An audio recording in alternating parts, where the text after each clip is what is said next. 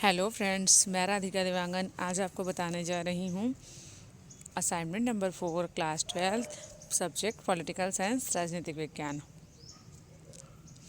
First question है, भारत के एक नागरिक के रूप में सुरक्षा परिषद की स्थायी सदस्यता के पक्ष का समर्थन आप कैसे करेंगे? अपने प्रस्ताव को औचित्य सिद्ध कीजिए। भारत के नागरिक के रूप में क्या है? मेरा मानना है कि भारत को सुरक्षा परिषद का स्थायी सदस्य सबसे पहले क्या है, भारत संयुक्त राष्ट्र संघ के प्रारंभिक सदस्यों में से एक है। भारत विश्व का सबसे बड़ा लोकतांत्रिक देश है। संयुक्त राष्ट्र संघ की निधि में भारत का निश्चित आर्थिक अंशदान है, योगदान है। ठीक है। फिर है, भारत संयुक्त राष्ट्र संघ के विभिन्न शांति कार्यों में प्रभावी भूमिका निभाता है। फिर है, भारत ने संयुक्त राष्ट्र संघ के शांति अभियानों के लिए कई बार अपनी सेना भेजी है ना, जिनमें है कोरिया, मिस्र, कांगो आदि। फिर है, भारत संयुक्त राष्ट्र संघ के सिद्धांतों, उद्देश्य, कार्यपूर्ण में क्या करता है? विश्वास करता है। इसलिए संयुक्त राष्ट्र संघ के निर्णयों की उपेक्षा या उल्लंघन नहीं करता है, चाहे वे कश्मीर का प्रश्न ही क्यों ना हो। बाकी आप पढ़ लेंगे। ठीक है। साझी जिम्मेदारी लेकिन अलग अलग भूमिकाएं से क्या अभिप्राय है? इस विचार को हम कैसे लागू कर सकते हैं?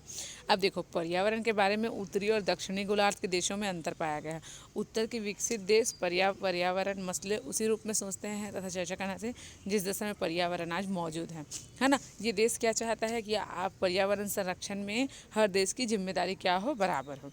फिर है, दक्षिण के देश जैसे विकासशील देशों का तर्क है कि विश्व के पर्यावरण को अधिकांशतः नुकसान विकसित देशों के औद्योगिक विकास द्वारा पहुंचा है ना, औद्योगिक विकास के द्वारा पहुंचा है, तो उन्हें इस नुकसान की भरपाई उठानी चाहिए। इसके अलावा और विकासशील देश अब भी औद्योगिकरण की प्रक्रिया से गुजर रहे हैं और यह भी जरूरी है कि उन पर प्रतिबंध ना लगे जो विकसित देशों पर प्रतिबंध लगाए जाने हैं। फिर है, जलवायु परिवर्तन है ना। जलवायु से संबंधित क्या है? जलवायु से संबंधित परिवर्तन संघ यानी यूनाइटेड नेशन, ये इसको बोलते हैं United Nations framework convention on climate change भी कहा गया है। ठीक है। इस संधि को स्वीकार करने वाले देश अपनी क्षमता के अनुरूप पर्यावरण में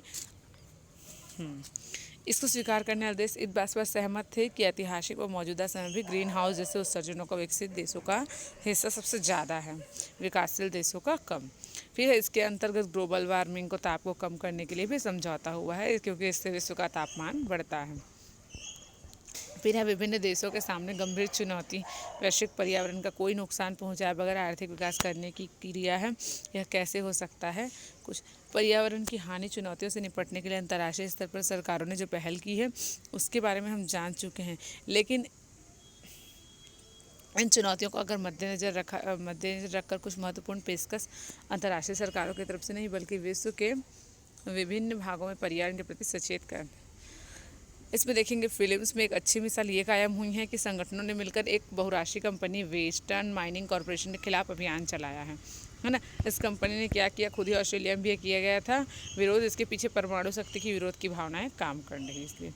फिर है, बड़े बांधों के खिलाफ भी आंदोलन चलाए जा रहे हैं। आंदोलनों को नदियों के बचाने के मुहिम के तौर पर देखा जा रहा है। आप पढ़ लेंगे आगे। फिर फिलहाल इंडोनेशिया से लेकर चीन, तुर्की, थाईलैंड, दक्षिण अफ्रीका तक समेत दक्षिणी गोलार्ध के देशों में बांध बनाने की होड़ लगी है। भारत में भी नदी हितैषी और बांध विरोधी कुछ आंदोलन चल रहे हैं।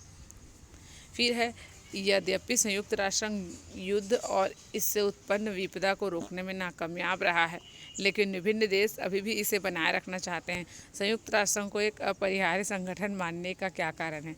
कुछ ऐसी घटनाएं जो संयुक्त राष्ट्र संघ के भविष्य पर प्रश्न चिन्ह लगा रही है, जैसे क्षेत्रीय संगठन, जैसे आपका यूरोपीय संघ, उत्तरी अमेरिका मुक्त व्यापार, UTA है ना, ये सब है। दक्षिण पूर्व ये है आपका सार्क। ठीक है, प्रगति कर रहे हैं। ठीक है। फिर है, दुनिया के पिछड़े या विकसित देशों को संयुक्त राष्ट्र संघ से लाभ नहीं मिल सका जिनकी वे अपेक्षा करते थे। फिर सबसे बड़ा अमेरिका का बढ़ता हुआ दबदबा है, जिसने अपनी इच्छा अनुसार सुरक्षा परिषद को चलाया तथा खाड़ी युद्ध में इराक को पीटकर कुवैत को मुक्त कराया। फिर ये सब आप पढ़ लेंगे। धन्यवाद।